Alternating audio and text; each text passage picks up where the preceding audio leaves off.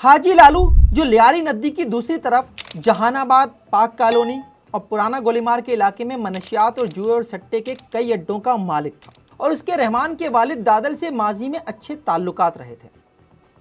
कहानी कुछ कुछ बॉम्बे के अंडरवर्ल्ड से मिलती जुलती है और ये कहानी मैं पहले भी सुना चुका हूँ, इसलिए मुख्तसरन बताऊंगा कि जिस तरह बॉम्बे में छोटा राजन कभी दाऊद इब्राहिम के गैंग में हुआ करता था, इसी तरह कराची के लियारी में रहमान डकैत भी कभी हाजी लालू के गैंग का हिस्सा था।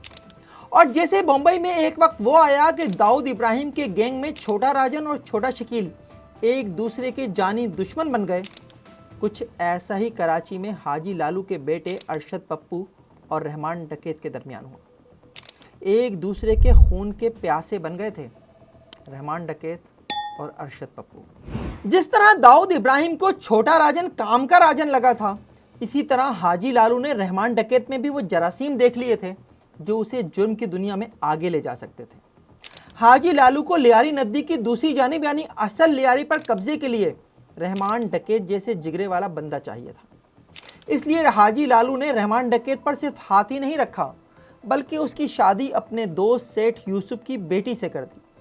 वही सेठ यूसुफ जिसकी एक और बेटी से वो अपने दूसरे बेटे अरफात की पहले ही शादी कर चुका था। यूँ रहमान डकैत और अरफात आपस में हमजुल्फ हो गए और हाजी लालू ने रहमान डकैत को पूरी तरह से काबू में कर लिया। रहमान के हाजी लालू पर अंधा एतमाद करने की एक वजह और भी थी। रहमान के कज़न यानी चचाजाद भाई फतेह मोहम्मद को डालमिया के इलाके में एक और गैंग लीडर सलमान बरोही के बेटे ने कत्ल कर दिया।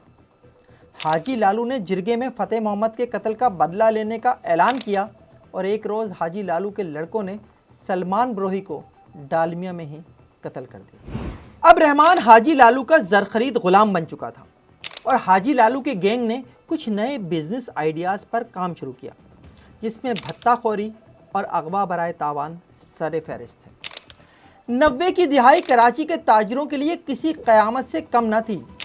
आए दिन शहर के मुख्तलिफ इलाकों से बिजनेसमैन या उनकी औलादें अगवा होती और फिर लाखों रुपए तावान की अदायगी के बाद उनकी रिहाई अमल में आती। और इसी तरह लियारी से जुड़े कराची के ओल्ड एरियाज़ के दुकानदार हों या कराची की बंदरगाह पर बैरून मुल्क से सामान मंगवाने वाले ताजर, सबको अरशद पप्पू और रहमान डकैत के गैंग को भत्ता देना पड़ता था, और वो भी फ़ी कंटेनर के हिसाब से।